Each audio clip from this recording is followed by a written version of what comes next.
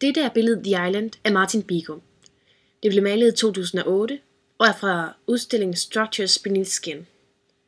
Billedet er 190 x 135 cm og er malet på et lærred med akryl med pensel. Billedet forestiller en hængt Jesus-figur med en klat, hvad vi antager afføring under ham, og hans sandaler, der ligger deri. Bag Jesus-figuren ser vi nogle puslespilsbrikker, der nærmest omkranser ham. Og helt bagerst i billedet kan man fornemme, at der er en kystlinje, der går horisontalt med billedet. I hele venstre side af billedet vil man kunne fornemme tagene af en by. Det er dog nemmere, hvis man drejer hovedet 90 grader mod højre. Umiddelbart ligner det, at der er et helt enkelt illusionsrum. Men hvis man kigger nærmere, kan man se, at rummet bliver ophævet, da der er en by lodret. Det gør vores første tanke om illusionsrummet forkert, og derfor har billedet et billedrum. Man fornemmer, at puslespilsbrikkerne bevæger sig fra venstre mod højre, og jo længere mod højre man kommer, des tættere kommer puslespilsbrikkerne mod en. Det, og at brikkerne har komplementærfarver, gør, at man får en dynamisk virkning i billedet. Kompositionen med puslespilsbrikkerne og perspektivet, der med englen er normalt, retter ens blik mod ham. Den hvide baggrund skaber et mærkeligt fornemmelse af et rum, men puslespilsbrikkerne hjælper på opfattelsen af det rum, der er. Farverne i billedet spiller også en rolle for vores opfattelse.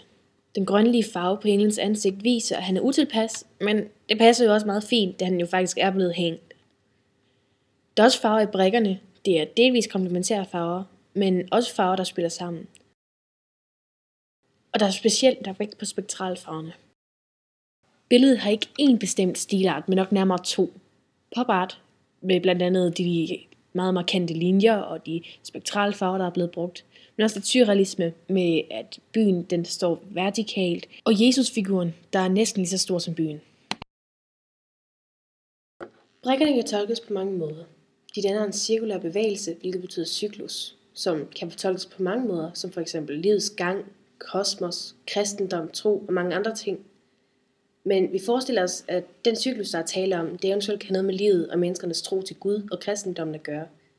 Da byen ligesom repræsenterer menneskerne, og puslespilsbrikkerne kommer ud fra byen, samt de omkranser Jesus-figuren. Brikkerne de starter ud i venstre side med at være meget simple figurer, og mens de bevæger sig mod højre, bliver de mere og mere komplicerede.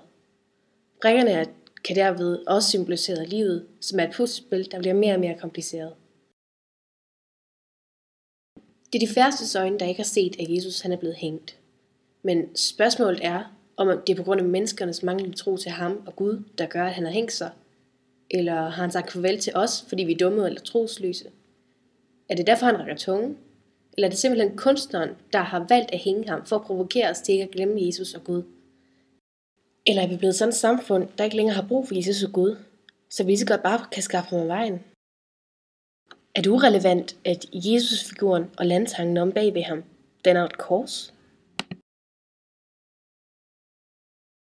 Alle de her spørgsmål, det kan man selv svare på den måde man selv fortolker billedet. Vi har bare prøvet at give vores eksempel på, hvordan man kunne gøre det.